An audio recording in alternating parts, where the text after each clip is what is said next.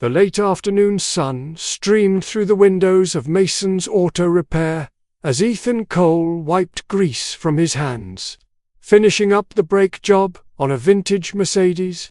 At 35, he had been a mechanic for 8 years, a career he had fallen into after his wife's death left him a single father to 6-year-old Sufi. The work was honest, paid enough, and let him be home for dinner every night.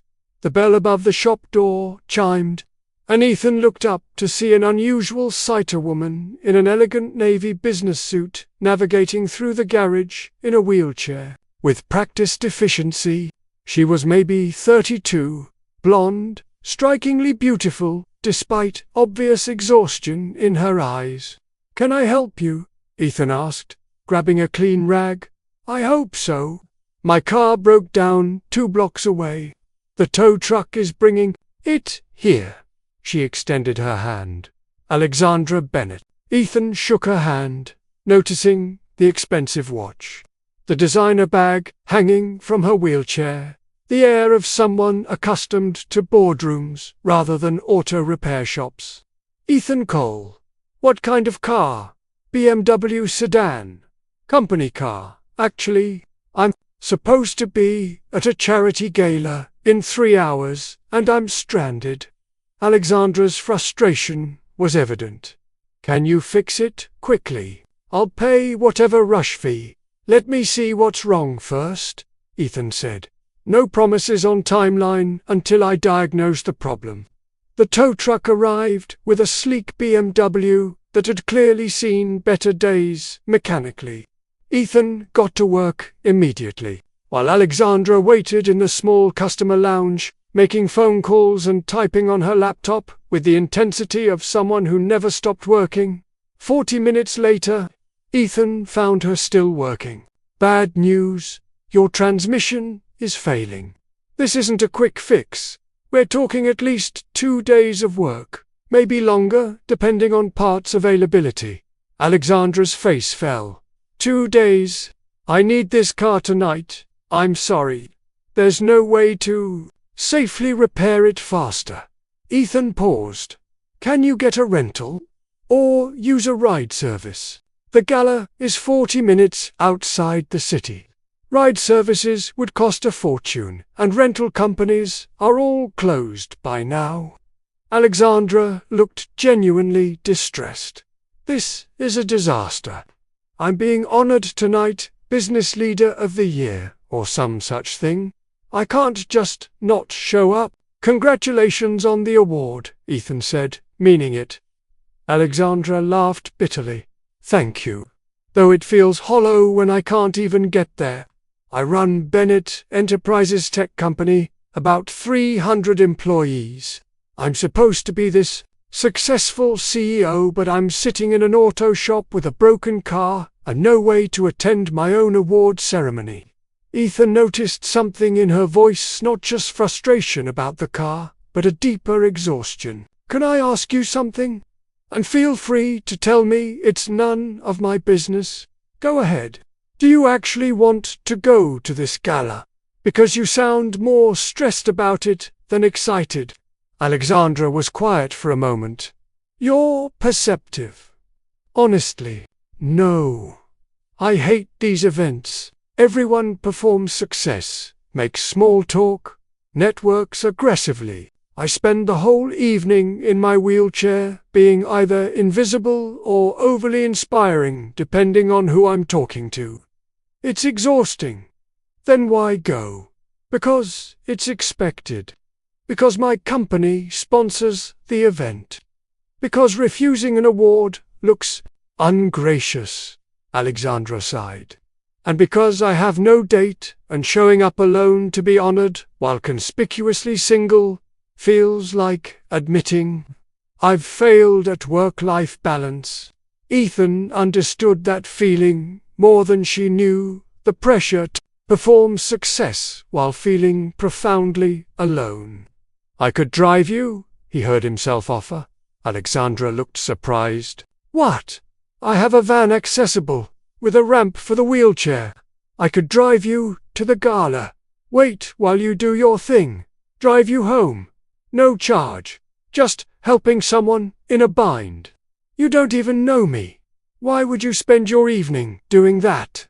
Because I fix things. Usually engines, but sometimes logistics problems too. Ethan smiled. And because my daughter is with my mum tonight and I have nothing better to do than watch TV alone, might as well help someone out. Alexandra studied him carefully. This is going to sound insane, but would you be my date tonight? Not just my driver. Actually come to the gala with me. Ethan stared at her. I'm a mechanic in coveralls. You're a CEO being honored at a formal event. I'd be completely out of place. So would I, honestly.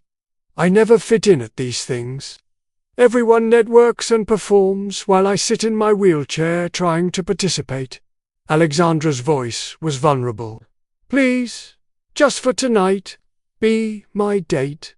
Help me get through this exhausting performance, and maybe we'll both feel less alone for a few hours. Ethan thought about every reason to say no: professional boundaries, class differences, the absurdity of a mechanic at a high society gala.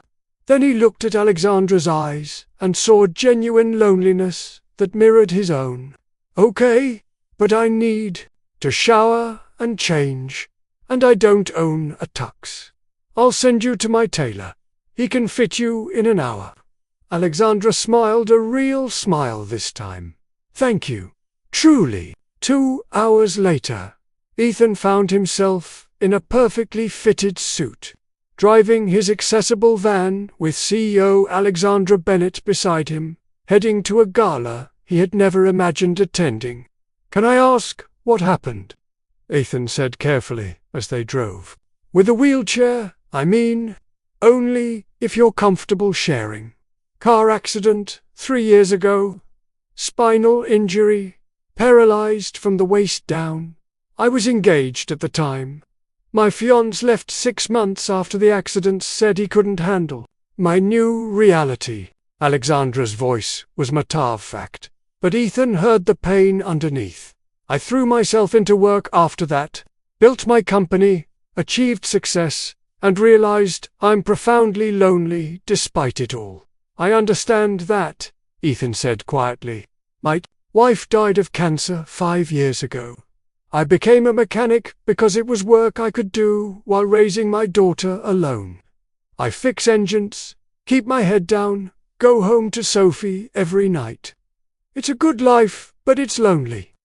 They looked at each other, two people from completely different worlds sharing the same isolation. At the gala, something unexpected happened. With Ethan beside her, not performing success, just being genuinely present or relaxed, she accepted her award with grace, but spent most of the evening talking honestly with Ethan rather than networking performatively. You're different from anyone I've ever brought to one of these events, Alexandra told him during dinner. You're not trying to impress anyone or make connections. You're just being real. I have no connections to make and nothing to prove, Ethan said with a smile. Just a mechanic who knows how to listen. Over the following months, what started as an emergency date became something real. Ethan and Alexandra built a relationship on shared understanding, his experience with loss and single parenting, her navigating the world with disability while running a company. Sophie adored Alexandra, who treated the child with genuine warmth rather than obligation. People at my company are talking, Alexandra told Ethan 6 months later. The CEO dating a mechanic. It's gossip material. Let them talk, Ethan said. You asked me to be your date when your car broke down. I said yes, because you were honest about being lonely. That's worth more than any status difference. 1 year after fixing Alexandra's broken car, Ethan proposed not at a fancy venue but at his auto shop where they had first met. Your car broke down. You asked a mechanic in coveralls to be your date to a formal gala. That was either desperation or recognition that connection matters more than convention. Ethan knelt beside Alexandra's wheelchair with the ring. Will you marry me? Will you let Sophie and me be your family? Will you keep teaching me that success is measured in authenticity, not achievement? Through tears, Alexandra said yes, but only if you promise to always remember that day, that I walked into your shop desperate and alone, that you offered to help without expecting anything, that we built love on honesty about our loneliness rather than performance of success. I promise, Ethan said. How could I forget? You asked a mechanic to be your date. I asked you to be my wife. Both times we chose connection over convention. At their wedding, with Sophie as flower girl, Alexandra's vows made everyone cry. My car broke down. A mechanic offered to help. I asked him to be my date out of desperation and discovered someone who saw past my wheelchair and my CO title to the lonely person underneath. Thank you, Ethan, for fixing more than my car. Thank you for showing me that love is built on seeing each other's humanity, not our circumstances. If this story reminded you that connection transcends circumstance, please like, share, and subscribe. Leave a comment about when asking for help lead to unexpected love.